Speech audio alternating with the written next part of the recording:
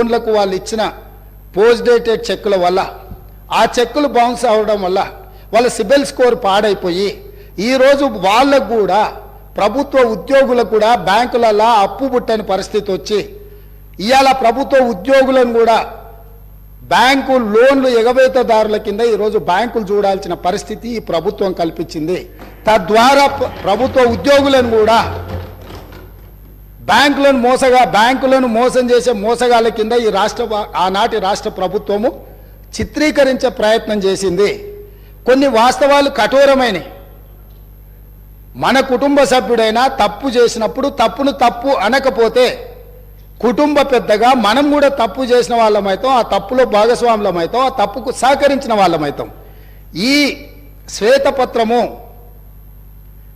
ఎవరినో కించపరచడానికో ఎవరినో తక్కువ చేసి చూపించడానికో లేకపోతే మేమేదో రాజకీయంగా ప్రయోజనం పొందడానికో లేదా మేమిచ్చిన ప్రజలకిచ్చిన గ్యారంటీలను ఎగవేయడానికో ఈరోజు ఇది పెట్టలే. ఇప్పటి వరకు అవాస్తవాలతో అభూత కల్పనలతో ఆర్భాటపు ప్రచారాలతో ఈ రాష్ట్రమంతా బాగుంది, మేము అద్భుతాలను ఆవిష్కరించినామని చెప్పుకుంటున్నప్పుడు వాస్తవ పరిస్థితులను ఇక్కడ పెట్టినాం.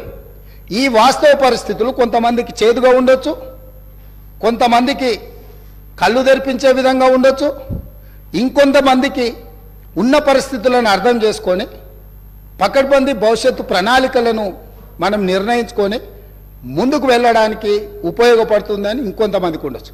మా ఉద్దేశం, మా ప్రభుత్వం ఉద్దేశం ప్రజలు అన్ని గుర్తించింది కాబట్టే 10 సంవత్సరాల తర్వాత వాళ్ళని అధికారంలో నుంచి ప్రతిపక్షానికి పంపించిండ్రు, మాకు అధికారాన్ని ఇచ్చారు. అధికారం ఇచ్చిన 10వ రోజే ఎందుకు ఈరోజు ప్రజల ముందు ఈ వాస్తవాలన్నీ పెడుతున్నాము?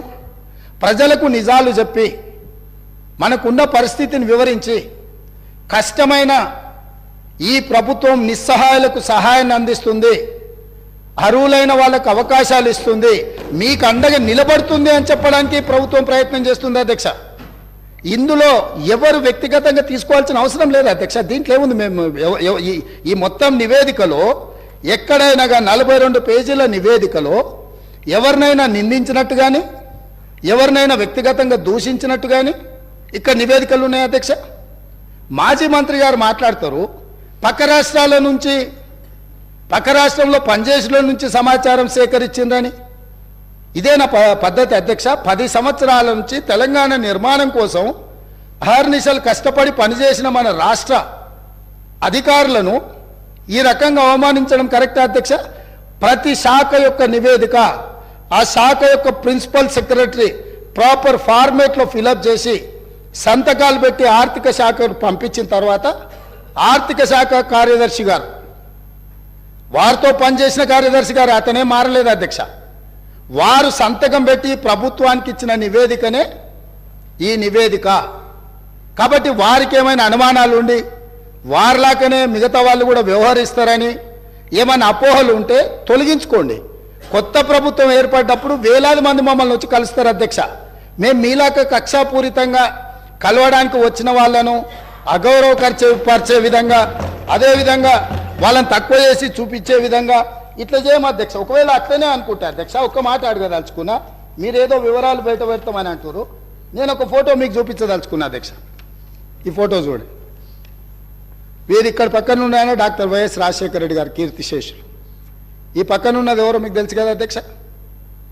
వీరు ఆ రోజు స్వయంగా వెళ్ళి ఆనాటి ముఖ్యమంత్రి గారిని వ్యక్తిగతంగా కలిసి వాళ్ళ మధ్యలో ఏం చర్చ జరిగిందని నేను వివరాలలో జోలికి వెళ్ళదలుచుకోలేదు అధ్యక్ష. ఈరోజు నన్ను ఎవరైనా ముఖ్యమంత్రిగా ఈ రాష్ట్రానికి బాధ్యత తీసుకున్న తర్వాత ఎన్నో రకాల సంస్థలు, వ్యవస్థలు, వ్యక్తులు వాళ్ళు మమ్మల్ని వచ్చి కలుస్తారు. అది మర్యాదపూర్వకంగా కలుస్తారు. మేము కూడా ప్రధానమంత్రి గారిని కలవాలని, ఈ దేశ ప్రధానమంత్రిని కలవడం ముఖ్యమంత్రిగా నా మంత్రివర్గ సహచరుల యొక్క బాధ్యత అని చెప్పి ఈ రాష్ట్రం నుంచి కేంద్రంలో మంత్రిగా వ్యవహరిస్తున్న కిషన్ రెడ్డి గారికి నేనే స్వయంగా ఫోన్ చేసిన. సిద్ధాంతపరంగా మేము భారతీయ జనతా పార్టీని విభేదిస్తాం, కానీ రాష్ట్ర ముఖ్యమంత్రిగా నా కర్తవ్యము నా రాష్ట్రానికి మన రాష్ట్రానికి కావాల్సిన నిధులను తెచ్చుకోవాలన్నప్పుడు రాష్ట్ర కేంద్ర ప్రభుత్వాల మధ్యన సత్సంబంధాలు ఉండాలి అని మేమే ఒక అడుగు ముందుకేసి కేంద్ర మంత్రి కిషన్ రెడ్డి గారికి నేను స్వయంగా ఫోన్ చేసిన, మీరు ఒకసారి ప్రధానమంత్రి గారితో మాట్లాడండి, మనం వెళ్ళి కలుద్దాము, మనకు రాష్ట్రానికి సంబంధించిన ఏమైనా నిధులు తెచ్చుకునేది ఉంటే డెఫినెట్గా చేద్దామని. ఎందుకు మేము బేసిజాలకు పోదలుచుకోలేదు, స్వార్థపరమైన రాజకీయ ప్రయోజనాలని ప్రభుత్వం ఆశించడం లేదు, తాత్కాలికమైన లాభాల కోసము మేము ఎలాంటి దుందుడుకు చర్యలకు మేము పాల్పడదలుచుకోలేదు అధ్యక్ష. అందుకే ఈరోజు మీరందరూ మనమందరం ఈ సభలో చర్చ ఇదే కాకుండా విద్యుత్ శాఖకు సంబంధించి మా సాగునీటి పారుదల శాఖ మంత్రి గారు కూడా ఈ సమావేశాలలోనే శ్వేతపత్రాలు విడుదల చేయదలుచుకున్నాం. ఎక్కడైనా ఎప్పుడైనా ఎవరైనా కొత్తగా బాధ్యతలు చేపట్టినప్పుడు మనకున్న పరిస్థితులను ప్రజలకు వివరించడం ద్వారా, వాళ్ళ నమ్మకాన్ని విశ్వాసాన్ని చురగొనడం ద్వారా, ప్రతిపక్షాల వైపు నుంచి సహకారం సలహాలు సూచనలు తీసుకోవడం ద్వారా బలమైన రాష్ట్రంగా నిర్మించాలనేదే మా ఉద్దేశము. కాబట్టి ఇప్పటికైనా గతంలో చేసిన తప్పులనే మళ్ళీ మేము వితండవాదంతో మీ మీద దాడులు చేస్తామనే విధానాన్ని ప్రతిపక్ష పార్టీ వదులుకోవాలి. వాళ్ళకి ఏమైనా బాధ ఉండొచ్చు, ఇక్కడి నుంచి అక్కడికి వెళ్ళినప్పుడు సహజంగా ఉంటుంది, దుఃఖం కూడా ఉంటుంది, కొంతమందికి జీవితంలో నెరవేరని